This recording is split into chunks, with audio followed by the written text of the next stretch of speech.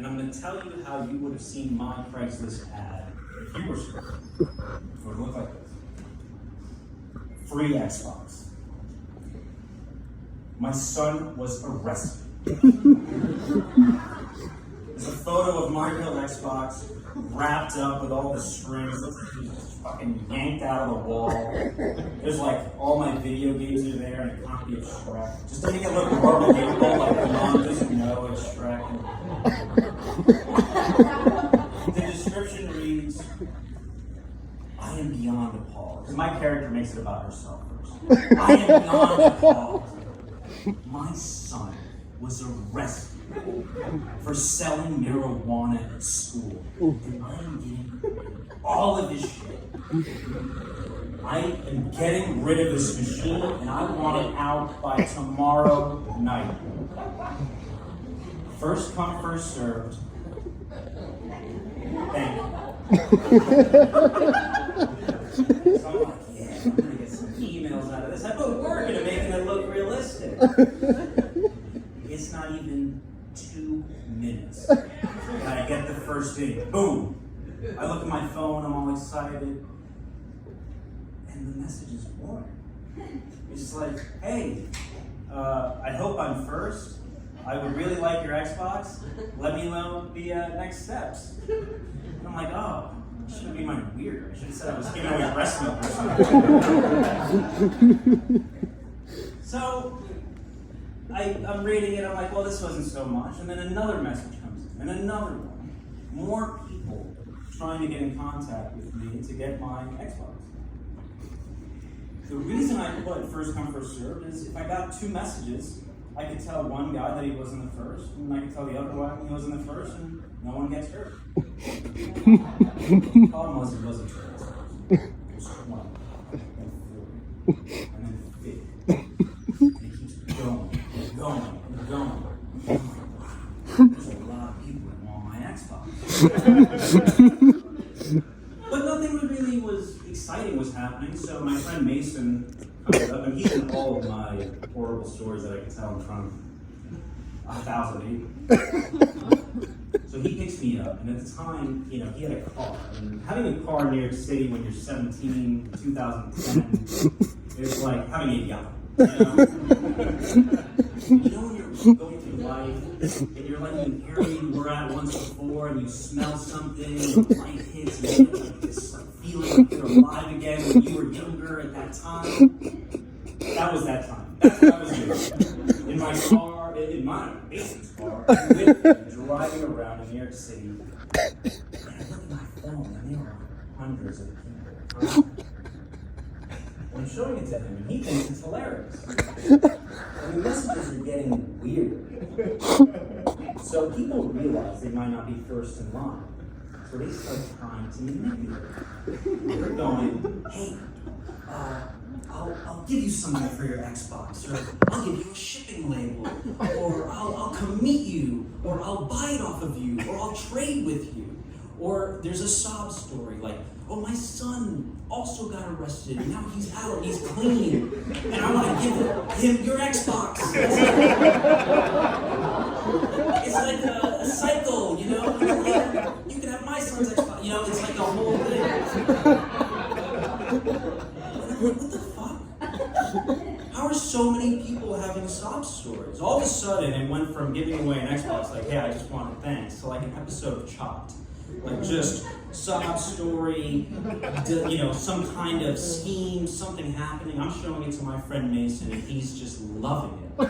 And I'm here like, I'm responsible for all of these people contacting me.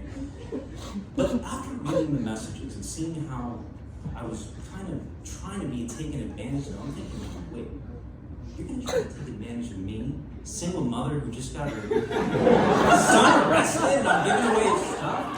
Are you fucking crazy? So that's when my opinion of this crowd of people just changed. And I just switched and I said, fuck it. So I just unleashed this thing. I go back in my messages and I start telling everybody, yes. Yes. Yes, you can have the Xbox. Yes, you can have it. You can have it. One of my favorite messages, after I've really just unleashed the maniac in me, I got a message that was like, you know what? I don't even want the Xbox. It's a great opener, by the way, for someone receiving a bunch of Xbox messages. I don't even want the Xbox. I want to come to your house and tell your son what he did was wrong. And I totally agree with your parents. And I'm like, oh my God.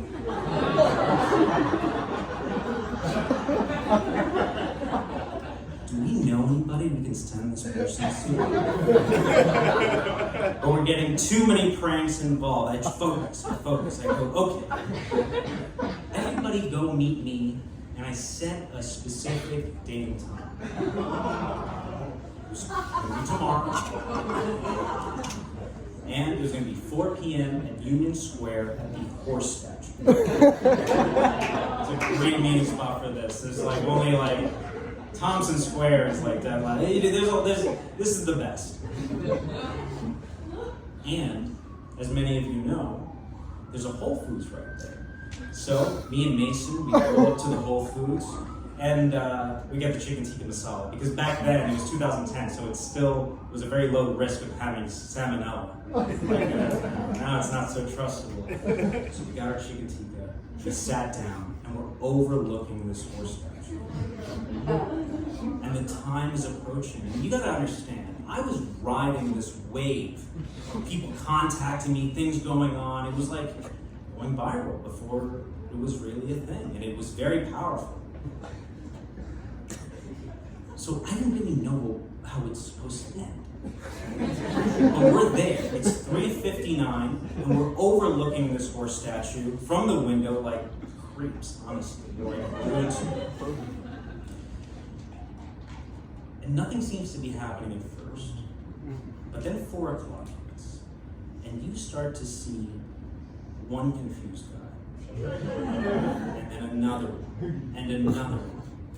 And all of a sudden, you realize that through all the traffic that goes through that station, now there's like 20, 30, 40, 50 people stuck there looking around. I'm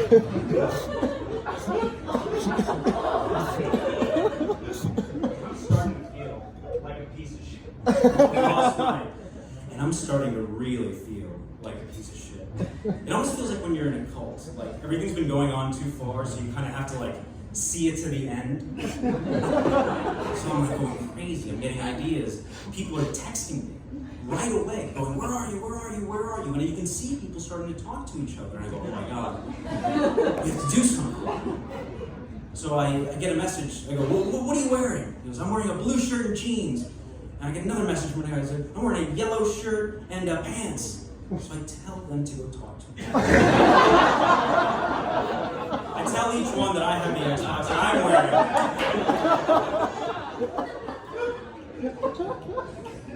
And I do this a couple of times. And eventually the confusion is just too delicious. I go, I don't know what to do next. And I really want to stave off the feeling of how horrible this is until later.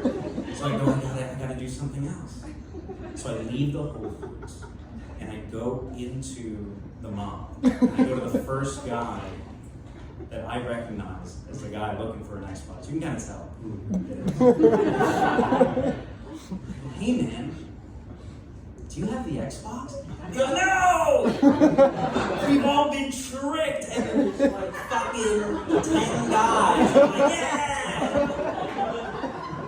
And my acting was not that good because the guy looked at me and he was like, ooh, you look kind of like you're not part of the mob here. So I got really skeeved out and left. Messages followed me for months. Shit, blah, blah, blah, you're this, you're that. And it felt really terrible. One guy said it was funny.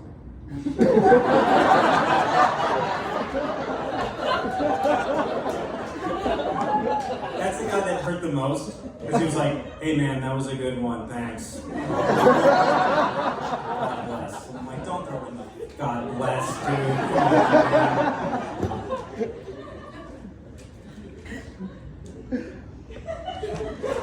And we all walked away. It doesn't go on YouTube. There was no big climax, just like I feared. Just a long-term emotional stress from, disrupting so many people's lives. And I felt really bad about it for a long time. And tonight is actually the first time I've ever been able to tell this story in a large format. And I'm telling you, my karma has been terrible. Ever since. And I want nothing more than to correct that karma. So, to make up for it, tonight, Union Square, we'll be giving away an Xbox to one lucky person here. You just have to show up.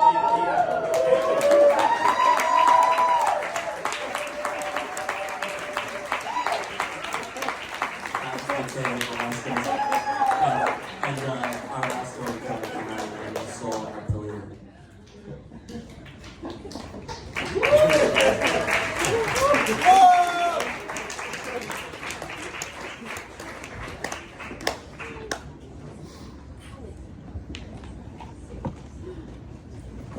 This is not like a funny story. It's more of like a story of survival. Way back, in my mid-20s, I was a new immigrant in New York City. My marriage collapsed.